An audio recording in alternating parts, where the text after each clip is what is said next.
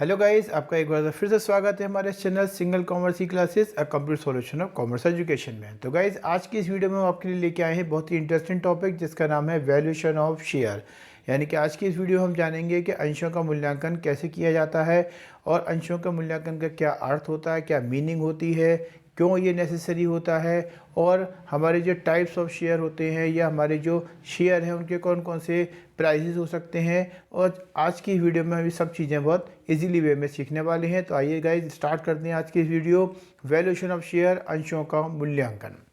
तो गाइज, जैसे कि आप अपनी स्क्रीन पर देख रहे हैं, यहाँ पे हमने आपके लिए इंग्लिश और हिंदी दोनों लैंग्वेज में ये वीडियो तैयार की है ताकि जो हिंदी मीडियम के स्टूडेंट हैं उन्हें भी आसानी से ये वीडियो समझ में आ सके और इंग्लिश मीडियम के स्टूडेंट भी आसानी से अपनी लैंग्वेज में इसको नोट कर सकते हैं। तो आइए गाइज स्टार्ट करते हैं हम meaning of valuation of share के बारे में।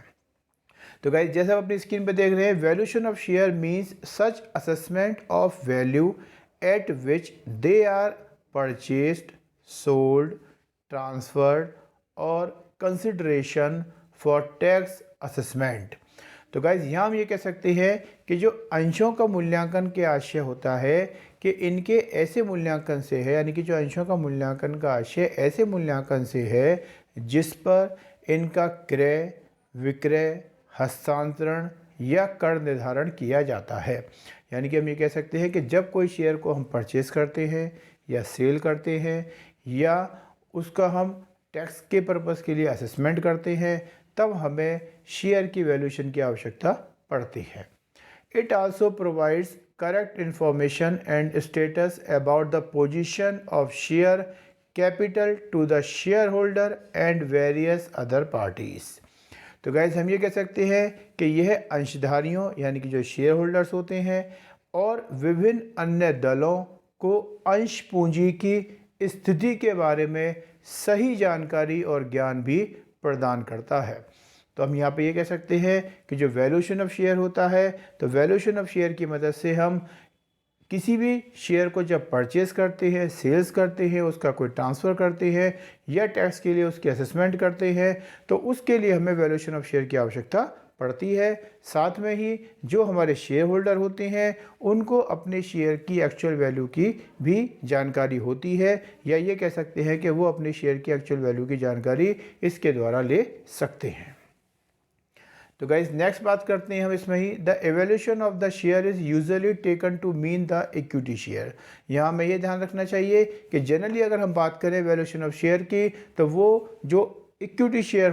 होल्डर होते हैं या इक्विटी शेयर होते हैं, समतांश होते हैं, उनके लिए इनकी वैल्यूएशन या मूल्यांकन किया जाता है। तो हम ये कह सकते हैं कि अंशों के मूल्यांकन का अर्थ सामान्य तौर पर समता अंश के लिए ही किया जाता है।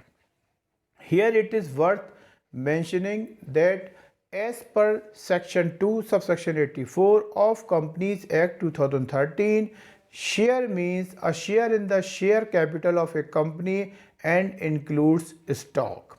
तो गाइज, यहाँ ये कह सकते हैं कि यहाँ ये उल्लेखनीय है कि कंपनी अधिनियम 2013 की धारा 2 सबसेक्शन 84 के अनुसार शेयर, जिसको हम अंश बोलते हैं, शब्द का अर्थ एक कंपनी की अंश पूंजी में हिस्सेदारी से है और इसे स्टॉक में भी शामिल किया जाता है। यानी कि हम ये कह सकते हैं कि एक तरीके से जो शेयर होता है, जो कोई भी कंपनी की जो शेयर कैपिटल होती है, वो उन शेयर के माध्यम से ही तैयार होती है या इन शेयर के थ्रू ही उसको रखा जाता है, जिनको स्टॉक में भी शामिल किया जाता है। तो गाइज, नेक्स्ट बात करते हैं हम necessity of valuation of share, यानी कि अंशों के मूल्य निर्धारण करने की आवश्यकता को। तो गाइज, यहाँ हम आपके लिए एक वीडियो जो हमने तैयार की है वो थ्योरेटिकल पोर्शन के हिसाब से भी तैयार की है, तो ताकि आपको इसका जो बेसिक कॉन्सेप्ट है वो समझ में आ सके और साथ ही आपको ये पता लगे कि वैल्यूएशन ऑफ शेयर की नेसेसरी आवश्यकता क्यों पड़ती है। तो उसके लिए हम आपके सामने वीडियो पे कुछ पॉइंट्स लेके आए हैं जिसको हमने दोनों लैंग्वेज में लिया है कि अंशों के मूल्य निर्धारण करने की जो आवश्यकता है वो क्यों पड़ती है। तो इसमें सबसे पहले हम बात करते हैं when two or more than the companies amalgamated valuation of share is made. यानी कि हम ये कह सकते हैं कि जब दो या दो से अधिक कंपनियां मिलकर एक नई कंपनी को क्रिएट करती हैं, अमलगेमेटेड होती हैं, एकीकरण किया जाता है, तब उस कंडीशन में उन कंपनियों के शेयर्स की वैल्यूएशन की जाती है, यानी कि अंशों का मूल्यांकन किया जाता है। इसी तरीके से valuation of share had when share of one type of converted into share of another type. तो गाइस ये कह सकते हैं हम कि जब किसी एक प्रकार के शेयर को किसी दूसरे प्रकार के शेयर में बदलने पर भी अंशों का मूल्यांकन किया जाता है, यानी कि जब हम कोई शेयर को कन्वर्ट करते हैं किसी दूसरे शेयर में या किसी दूसरी सोर्स ऑफ कैपिटल में, तब उस कंडीशन में हमें शेयर की वैल्यूएशन की आवश्यकता पड़ती है। When absorption of a company takes place valuation of share is made. हम ये कह सकते हैं कि जब किसी कंपनी का अवशोषण होता है तो अंशों का मूल्यांकन किया जाता है। उसी तरीके से valuation of such share is made which are not quoted in stock exchange. तो हम ये कह सकते हैं कि ऐसे शेयर का मूल्यांकन किया जाता है जो स्टॉक एक्सचेंज में उद्धृत नहीं होते, यानी कि जो शेयर हमारी स्टॉक एक्सचेंज में लिस्टेड नहीं होते हैं या उनमें उनका रिकॉर्डेड नहीं होते हैं, तो उन शेयर्स की भी हमें वैल्यूएशन करनी पड़ती है ताकि हम उनकी एक्चुअल वैल्यू को जान सकें। क्योंकि जो स्टॉक एक्सचेंज में होते हैं रिकॉर्डेड, उनकी वैल्यू हमें आसानी से पता लग जाती है, लेकिन जो शेयर स्टॉक एक्सचेंज में रिकॉर्डेड नहीं होते हैं उन शेयर्स की हमें वैल्यूएशन निकालने के लिए, शेयर की वैल्यू को जानने के लिए वैल्यूएशन ऑफ शेयर की आवश्यकता पड़ती है। तो गाइज ये कुछ पॉइंट हैं हमारे जो हमें ध्यान रखने होते हैं। उसी तरीके से कुछ और पॉइंट भी हमारे सामने हैं, जिसमें सबसे पहले आते हैं कि when one company wants to become holding company of another company it acquire more than 50% of that company and on this occasion valuation of share is made.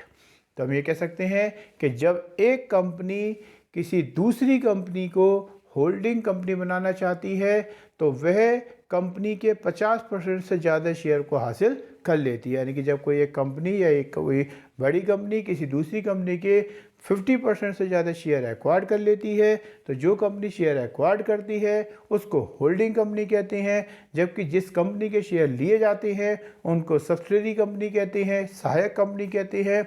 तब उस कंडीशन में, यानी कि जब कोई होल्डिंग कंपनी किसी दूसरी कंपनी के मोर देन 50% शेयर को एक्वायर्ड करती है, तब उसको उस कंपनी के शेयर की वैल्यूएशन की करने की आवश्यकता पड़ती है, यानी कि वो ये जानना चाहती है कि जो शेयर उसने एक्वायर्ड करे हैं उसका बेसिकली जो वैल्यू है मार्केट में वो क्या है या उस शेयर की वैल्यूएशन क्या हो सकती है। तो उसके लिए इनको वैल्यूएशन ऑफ शेयर की आवश्यकता पड़ती है। उसी तरीके से हम बात करते हैं when some companies are taken over by government, compensation is paid by the government to the shareholder of such companies and on this occasion value of share is made। तो गाइस हम कह सकते हैं कि जब कुछ कंपनियों को सरकार ने ले लिया जाता है या सरकार के द्वारा लिया जाता है तो ऐसी कंपनी के शेयर धारकों को सरकार द्वारा मुआवजा दिया जाता है और इस अवसर पर भी शेयर का मूल्यांकन किया जाता है क्योंकि उसमें शेयर की वैल्यू को निकाला जाता है। If the property consists of share, these share are valued for the purpose of wealth tax। यदि संपत्ति में शेयर शामिल हैं तो यह शेयर धन कर के उद्देश्य के लिए भी मूल्यवान होता है। तो गाइज इसी तरीके से हम आगे बात करते हैं कि when some shareholder do not dare consent for the construction of a company, their share are valued for the purpose of acquisition, यानी कि जब कुछ शेयर धारक एक कंपनी के निर्माण के लिए अपने अंशों को निरंतर नहीं करते हैं तो अधिग्रहण के उद्देश्य के लिए उनके हिस्से का भुगतान करने पर भी अंशों का मूल्यांकन किया जाता है। यानी कि जब कोई शेयर होल्डर अपने शेयर्स को अब रेगुलर या आगे नहीं रखना चाहते हैं किसी कंपनी के साथ, तब उनका जब पेमेंट की क्राइटेरिया होता है तब उस कंडीशन में भी उन शेयर्स की वैल्यूएशन की जा सकती है या की जाती है, तब उसके लिए भी हमें वैल्यूएशन ऑफ शेयर की आवश्यकता पड़ती है। उसी तरीके से on the sale of business of a private company in order to find out the correct financial position is its share are valued, यानी कि अपनी सही वित्तीय स्थिति का पता लगाने के लिए किसी निजी कंपनी के व्यवसाय की बिक्री पर उसके अंशों का मूल्यांकन किया जाता है। यानी कि जब हम ये जानना चाहते हैं कि पर्टिकुलर हम कोई बिज़नेस को जो हम एक तरीके से एक्वायर्ड करते हैं या किसी बिज़नेस की फाइनल पोजीशन को जानना चाहते हैं, तब उस कंडीशन में भी हमें वैल्यूएशन ऑफ शेयर की आवश्यकता पड़ती है। तो गाइज नेक्स्ट हम बात करते हैं on many occasion share of trust companies and finance companies are valued, यानी कि कई मौक़ों पर जो ट्रस्ट कंपनियां होती हैं, जो वित्त कंपनियां होती हैं, उनको अपने अंशों का मूल्यांकन करना पड़ जाता है या जगह या टाइम टू टाइम उन्हें अपनी जो शेयर है उसकी वैल्यूशन करनी पड़ती है, तब भी हमें वैल्यूशन ऑफ शेयर की आवश्यकता पड़ती है। उसी तरीके से when bank gives loan of securities of share of a company the share of such companies are valued, यानी कि जब कोई बैंक किसी कंपनी के अंशों की प्रतिभूतियों पर ऋण देता है, लोन देता है, तो उसे ऐसी कंपनियों के अंशों का मूल्यांकन किया जाता है। यानी कि हम ये कह सकते हैं कि जब कोई कंपनी अपने शेयर के बिहाफ पर किसी बैंक से कोई लोन लेती है, तब वो बैंक ये जानना चाहता है कि जो शेयर एज ए सिक्योरिटी के रूप में उसके पास रखे गए हैं उनकी बेसिकली वैल्यू क्या है। तब उस कंडीशन में भी हमें उन शेयर की वैल्यूशन को निकालना पड़ता है, उसको कंप्यूटेशन करनी पड़ती है। In any other cases where valuation of share is required as per the requirements of the particular cases valuation of share is made, यानी कि किसी भी अन्य मामलों में जहां विशेष मामलों की आवश्यकता के अनुसार अंश यानी कि शेयर का मूल्यांकन आवश्यक है, तब हमें अंशों का मूल्यांकन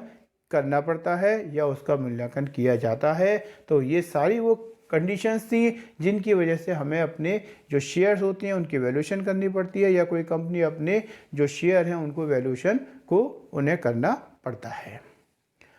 तो गाइज इस तरीके से हम बात करते हैं नेक्स्ट अब types of value of share की, यानी कि अंशों के मूल्य के प्रकार की। यहाँ बात कर रहे हैं कि वैल्यू ऑफ शेयर में भी द फॉलोइंग टाइप्स, यानी कि अंशों के मूल्य निम्न प्रकार के हो सकते हैं। यहाँ पे हम अलग अलग वैल्यूज़ की बात कर रहे हैं, जैसे कि आप अपने जो क्वेश्चंस या जो आप इसकी जो चैप्टर को पढ़ते हैं तो आपको ये वैल्यूज़ बार बार आएंगे आपके सामने, तो हम उनकी डिटेल आपको बता रहे हैं कि बेसिकली ये जो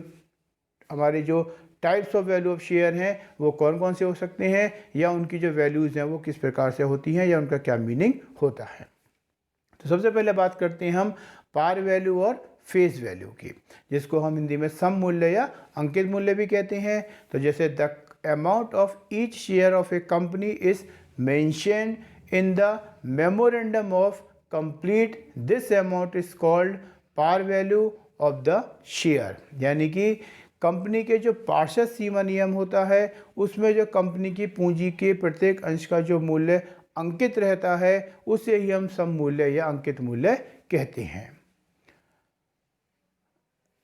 मोर than par value of share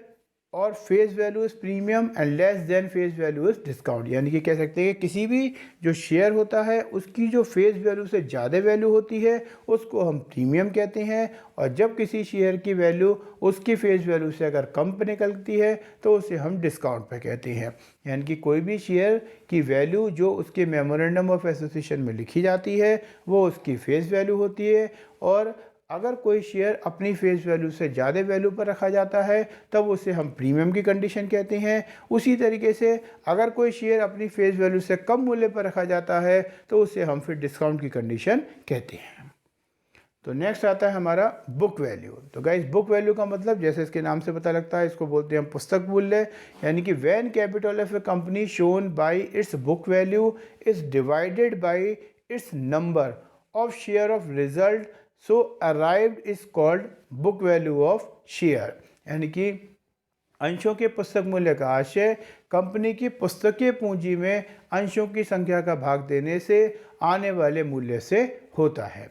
share capital and reserve includes profit combined together is called capital of company as per its books, यानी कि पुस्तकीय पूंजी का आशय अंश पूंजी व संचय एवं आधिक्य की राशि से है। इसी पुस्तक मूल्य को अंशधारियों की समता या स्वामियों की समता भी कहा जाता है। अगर इसको फॉर्मूले के रूप में हम समझें तो हम ये कह सकते हैं कि बुक वैल्यू पर शेयर बराबर का फॉर्मूला हो जाता है आपका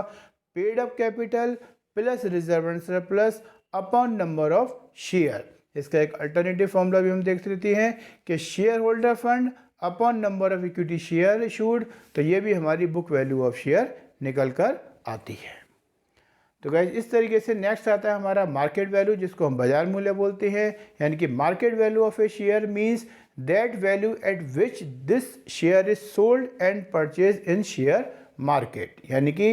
जब किसी अंश के बाजार मूल्य का आशय उस मूल्य से होता है जिस पर अंश का क्रय विक्रय बाजार में होता है। यानी कि जो अंश बाजार का आशय यहाँ पर जो स्टॉक एक्सचेंज यानी कि जो स्कंद विपणि होता है उससे किया जाता है। यानी कि वो मूल्य जिस मूल्य पर कोई शेयर को बाजार में परचेज या सेल्स किया जाता है उसी को उस शेयर की मार्केट वैल्यू या बाजार मूल्य कहते हैं। नेक्स्ट आता है हमारी कॉस्ट वैल्यू, जिसको हम लागत मूल्य बोलते हैं। यानी कि the price which is share holder has to pay in order to acquire a share is called is cost value. यानी कि हम कह सकते हैं कि वो प्राइस जो कोई शेयर होल्डर किसी शेयर को एक्वायर्ड यानी कि प्राप्त करने के बदले में देता है उसको हम उसका कॉस्ट प्राइस या लागत मूल्य कहते हैं। It includes market price and brokerage ETC paid for the purchase of this share. यानी कि जब कोई शेयर होल्डर किसी शेयर को परचेज करते समय उस पर जो भी एक्सपेंसेस करता है, जो भी उस पर ब्रोकरेज देता है, कमीशन देता है, उन सबको भी इस मूल्य में, इस वैल्यू में इंक्लूड कर लिया जाता है, जोड़ दिया जाता है। यानी कि अंशों के लागत मूल्य का आशय उस मूल्य से है जो एक अंशधारक बनने के लिए व्यय करना पड़ता है। इसमें अंश का बाजार मूल्य और दलाली आदि के व्यय भी शामिल किए जाते हैं। तो गाइस नेक्स्ट आता है कैपिटलाइज वैल्यू, जिसको हम पूंजीकृत मूल्य भी बोलते हैं। तो एवरेज या profit of the company is capitalise a normal rate of return this called capitalise value of the share. यानी कंपनी की जो उपार्जन क्षमता का पूंजीकरण विनियोग के आय की सामान्य दर के आधार पर किया जाता है उसे हम पूंजीगत मूल्य कहते हैं। This amount is divided bye A number of share of the company in order to find out the capitalized value of a share of a company। यानी कि इस पूंजीगत मूल्य में अंशों की संख्या का भाग देकर जो मूल्य निकलता है उसी को हम पूंजीगत मूल्य या कैपिटलाइज वैल्यू कहते हैं। तो गाइस नेक्स्ट आता है हमारा इंस्ट्रिक्ट वैल्यू यानी कि आंतरिक मूल्य। तो गाइज इसका कॉन्सेप्ट होता है कि reasonable amount of real assets of company on a particular date is find out amount of external liabilities directed from realised amount of real assets. The balance is known as इंस्ट्रिक्ट value of share. यानी कि जब एक निश्चित तिथि पर company के संपत्तियों के प्राप्य मूल्य में से उसी तिथि के कंपनी के जो बाह्य दायित्व होते हैं यानी कि जो हमारे एक्सटर्नल लायबिलिटीज़ होती हैं जब उनको डिडक्टेड यानी कि घटाया जाता है तो उसके बाद जो हमें शेष राशि मिलती है वो हमारी स्ट्रिक्ट वैल्यू होती है, जिसमें हम उस पर नंबर ऑफ शेयर्स का डिवाइड कर देते हैं तो पर शेयर की वो हमारी आंतरिक मूल्य या स्ट्रिक्ट वैल्यू निकल कर आती है। तो गाइस इस तरीके से इसका एक फॉर्मूला बन जाता है इंस्ट्रिक्ट वैल्यू पर शेयर का realisable value of assets minus outside liabilities upon number of share. तो इस तरीके से हम इसकी वैल्यू को निकाल सकते हैं। तो गाइस नेक्स्ट आता है हमारा फेयर वैल्यू, जिसको हम बोलते हैं उचित मूल्य। तो फेयर वैल्यू की अगर हम बात करें तो इसमें हम कह सकते हैं कि टोटल ऑफ इंस्ट्रिक्ट value and yield or market value of a share is divided by the two in order to find out fair value. यानी कि जब अंशों के आंतरिक मूल्य व बाजार मूल्य के जोड़ों में 2 यानी कि 2 का भाग देने से आने वाले मूल्य को अंशों का उचित मूल्य कहा जाता है। यानी कि जब हमारी जो इंस्ट्रिक्ट वैल्यू है यानी कि जो नेट एसेट्स की वैल्यू है पर शेयर की और जो यील्ड वैल्यू की पर शेयर की वैल्यू है, जब उन दोनों को हम जोड़ देते हैं और उसमें अपॉन 2 कर देते हैं तो उससे जो वैल्यू हमें मिलती है उसको ही हम फेयर वैल्यू कहते हैं। तो गाइस इस तरीके से हमने इस वीडियो में जो आपके लिए तैयार किया था हमने ये पूरी वीडियो, उसमें अभी तक हमने आपको बताया कि एक जो वैल्यूएशन ऑफ शेयर है उसका क्या मीनिंग होता है, उसकी कब आवश्यकता पड़ती है और जो हमारे शेयर होते हैं उनकी जो वैल्यू होती है वो कौन कौन सी हो सकती है और उसको किस तरीके से निकाला जा सकता है। तो ये सारी वीडियो हमने आपके थ्योरेटिकल पोर्शन के अकॉर्डिंग तैयार की है ताकि आप इसकी नॉलेज को डीपली जान सकें। अब नेक्स्ट वीडियो में हम आपके लिए लेके आएंगे method of valuation of share के बारे में, यानी कि एक शेयर की जो वैल्यूएशन की जाती है उसकी कौन कौन सी विधियां होती हैं, मेथड्स होते हैं, उनके क्या फॉर्मूले होते हैं। नेक्स्ट वीडियो में हम आपके लिए वो सारी वीडियो आपके लिए हमने तैयार की है वो लेके आते हैं। तो हमें उम्मीद है कि आपको ये कॉन्सेप्ट समझ में आया होगा। अगर आप हमारे चैनल के साथ नए जुड़े हुए हैं तो प्लीज़ इसको सब्सक्राइब जरूर कर दें, लाइक कमेंट शेयर आप करते रहें ताकि हमें मोटिवेशन मिले और आपके लिए और अच्छी वीडियो हम तैयार कर सकें। Thank you.